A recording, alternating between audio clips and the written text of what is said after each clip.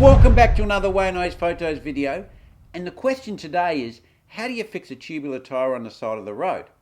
Now, if you've ever watched any videos on tubular tyres and how to fit them, you'll always get that smart aleck comment that actually says, yeah, tubulars are fine as long as you've got a team car following you around. Well, actually, let's just take that comment and actually see how hard it is to fix a tubular on the side of the road or to replace a tyre.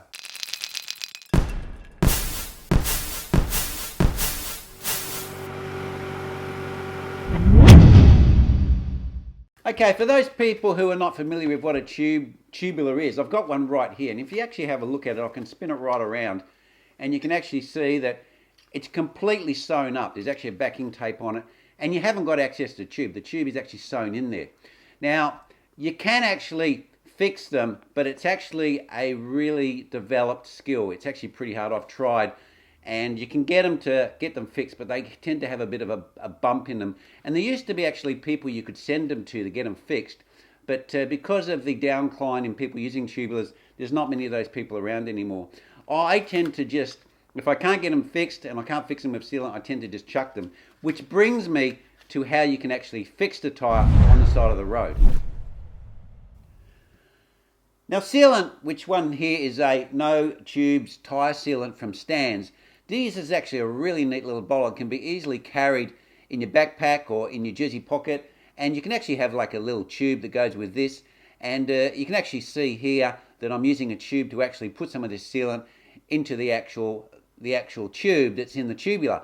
And all you need to do is have a little bit of this plastic straw stuff and a valve remover, because most of the decent tubulars have removable valves, and you can get this sealant in pretty easy.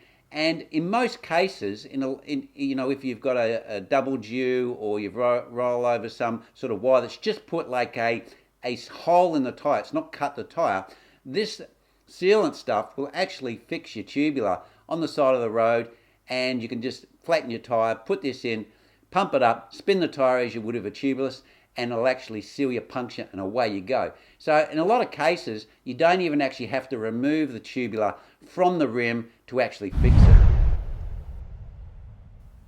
Well, yeah, first of all, you would have your rim and you've removed your old tubular tyre.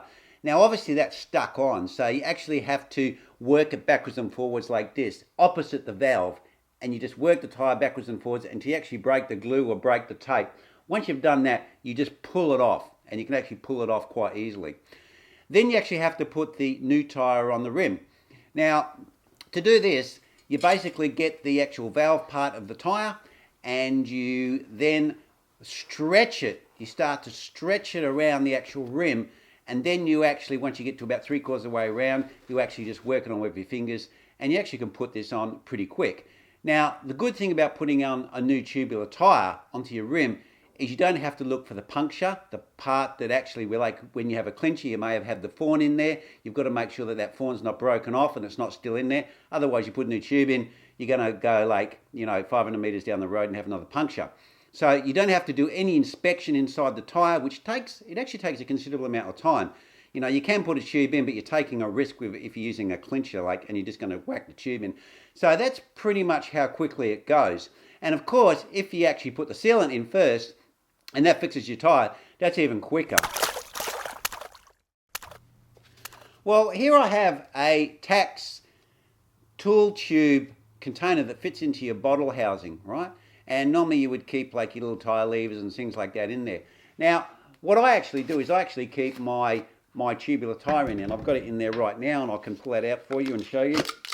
Right, and I've also got a little paper clip in there, so if the sealant blocks up the actual valve, I can clean that out. So that's how small it comes down to. Now, this is actually pretty small, the folding. Now, if you want to know how to fold a tubular tyre, go and check out my video up here.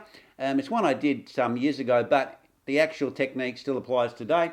So this is how small you can get it. And this will actually fit into your jersey pocket as well. And I can just show you how that works. So if I just get my jersey pocket here, I can just pop that in. No probs. There you go. That's how small it comes. So if you're thinking that you have to carry this huge tyre around, you actually don't. It's actually pretty small. And if you actually use one of these tube containers, and you can fit the tyre in there just like that, pop it in, and put the lid back on, then, you know, it's really convenient because it's just on your bike and just stays on your bike. Yes, so in conclusion, let's go back to the original question. You go, if you're running tubulars, that's fine if you have a team car following you around. Well, we've actually shown that you can actually fix tubulars with, you know, this sealant that you put in your tyres. Now, this one here is a latex base, but there's other sorts of brands that are non-latex base. Now, the bike that's actually behind me, last week I actually had a W in my front tyre, and I just put some sealant in and fixed it. So there you go. There's an example just this week where I used this to fix my puncture, and now it holds pressure, and I'll just keep riding that, and you don't have to take that sealant out or worry about it.